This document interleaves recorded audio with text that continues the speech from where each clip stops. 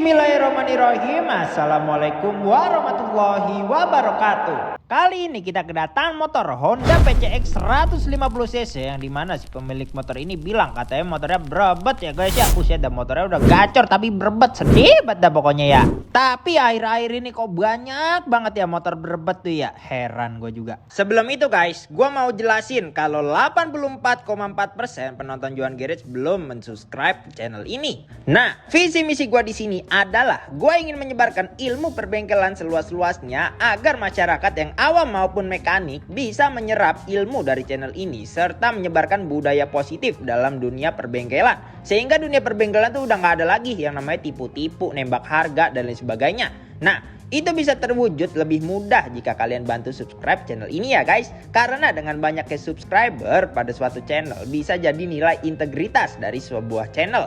Dengan subscribe, like, dan share channel ini, insya Allah kalian sudah menjadi salah satu kontributor dalam perubahan positif dunia perbengkelan.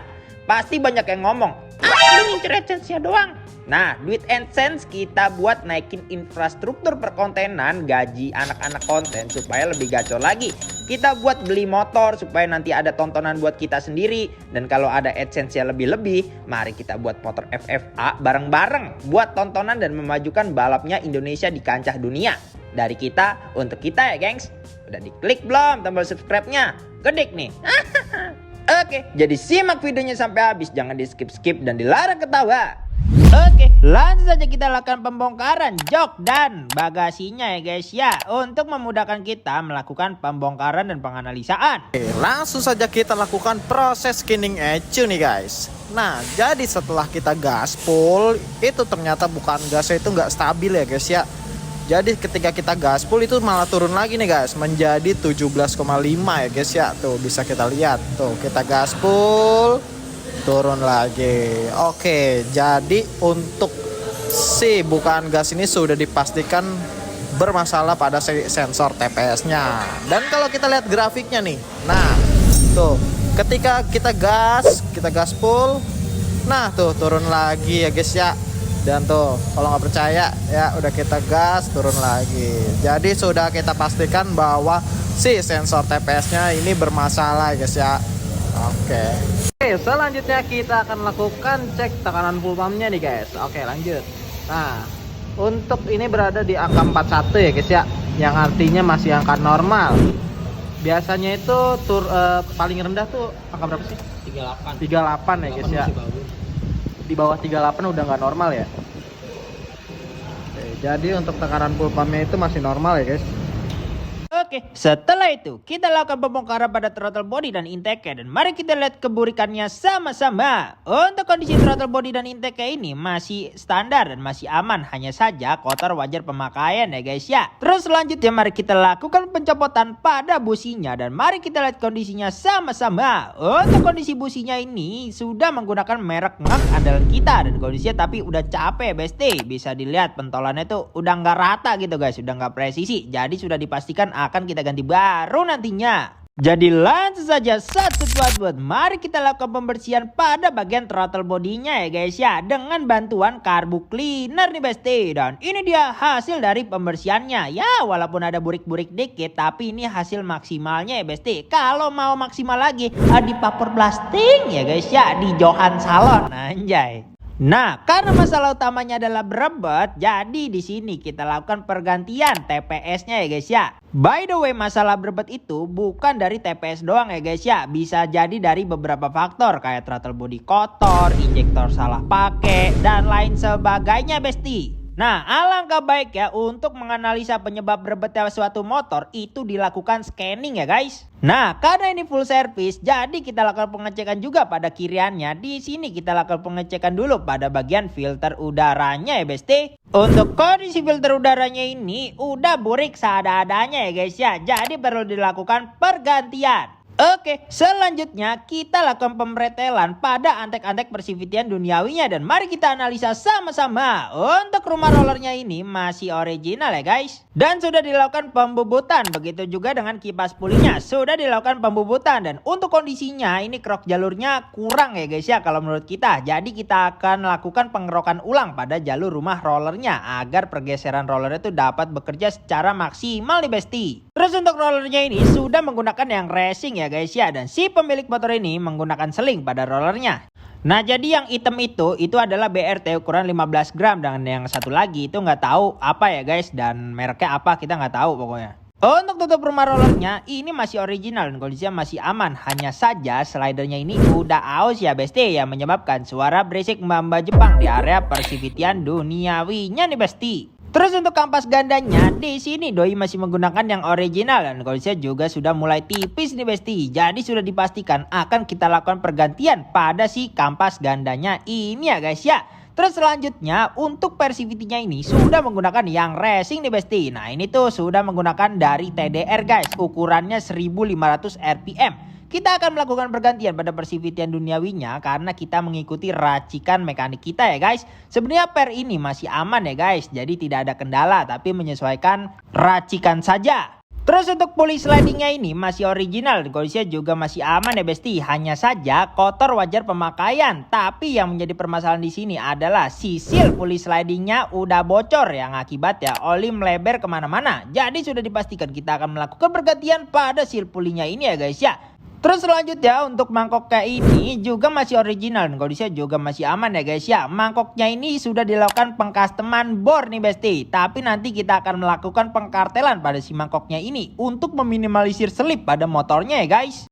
Jadi langsung saja kita jelasin kepada ownernya seperti apa keadaan motornya ya besti. Terus ownernya juga kita lakukan pengedukasian cara untuk merawat motornya sehingga motornya itu jadi lebih awet karena motornya itu terawat banget ini ya guys ya. Insya Allah pulang dari sini mah pinter pokoknya mah. Setelah itu kita masuk ke proses pengkartelannya nih guys. Untuk mangkok CVT-nya ini kita kartel untuk meminimalisir selip pada motornya ya. Dikarenakan kampasnya juga akan kita lakukan penggantian menggunakan kampas racing ya guys. Dan ini dia hasil dari pengkartelannya nih besti. Rapi nggak? Rapi dong. Iyalah joklat deh bos, sudah sepele. Oke, setelah pemrosesannya kelar semua, langsung saja kita lakukan pembersihan secara keseluruhan pada antek-antek persivitiannya ya besti. Tentunya dengan menggunakan bensin dan kita kuas-kuasin agar pembersihannya tuh merata ya besti. Tidak lupa kita bersihkan juga si bak CVT-nya ini nih besti.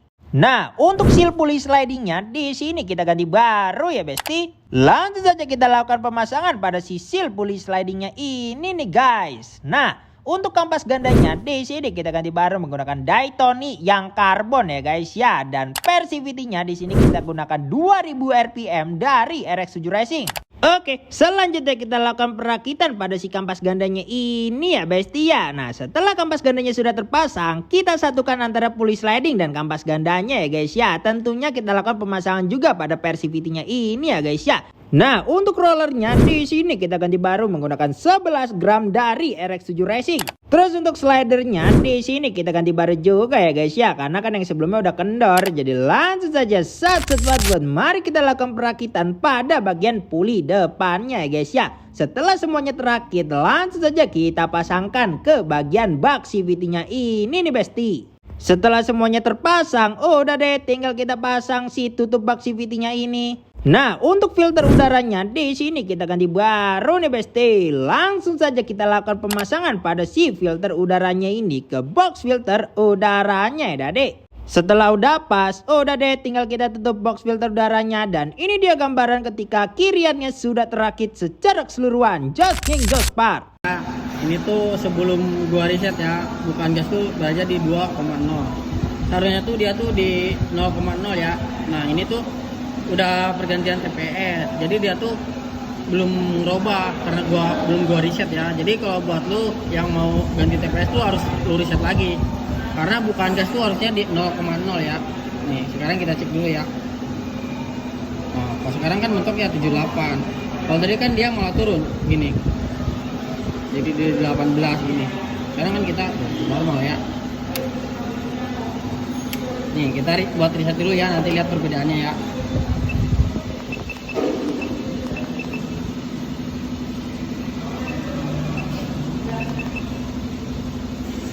Nih ya, setelah gua riset tuh bukaan gasnya tuh voltasenya 0,0 ya, rubah ya, udah gua riset. Kalau tadi tuh 2,0. Nah, itu sebelum gua riset ya. Jadi buat tuh yang mau ganti TPS tuh harus riset ulang lagi ya. Pakai scanner kayak gini nih. Ini udah dibuat penyesuaian ya, udah gua riset. Motornya juga udah hidup nih. Normal semua, udah sensornya juga nyala. Debit BBM-nya 0,8 normal ya. Kalau di angka 1 tuh agak boros dia. Idle-nya juga normal 1600 1700. Voltase bukaan gas 0,4. Ininya udah rubah lagi 0,0. Temperatur air radiator nih, kita lihat ya. Nah, naik kan. Dia tuh harus rubah. Kalau dia udah mentok, dia turun sendiri.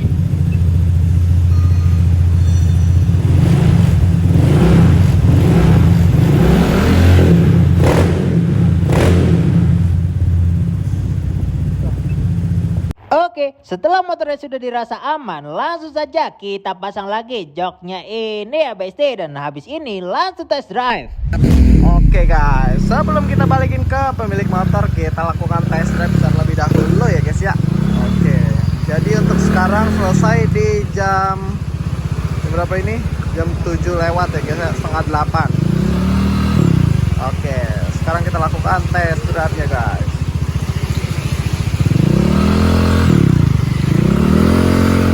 Ini lama banget. Hati-hati guys kalau nyebrang. Oke guys, untuk motornya sudah kembali pulang ya guys ya.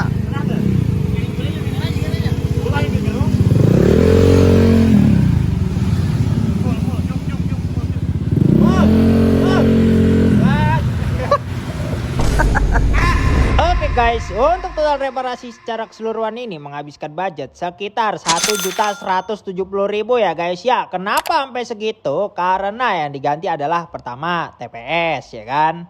Terus kedua upgrade CPT. Nah itu yang ketiga udah servis bulanannya gitu. Kurang lebih segitulah pokoknya. Oke, mau dibuat konten apa ke depannya? Komen di bawah ya. Jangan lupa like, komen, dan share. Dan juga subreka dan nyalakan loncengnya supaya lo pada tahu pas gua lagi upload video Just Ngenjos Par gua.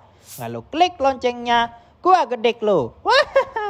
Thanks for watching dan salam Just Ngenjos Par. Wassalamualaikum warahmatullahi wabarakatuh.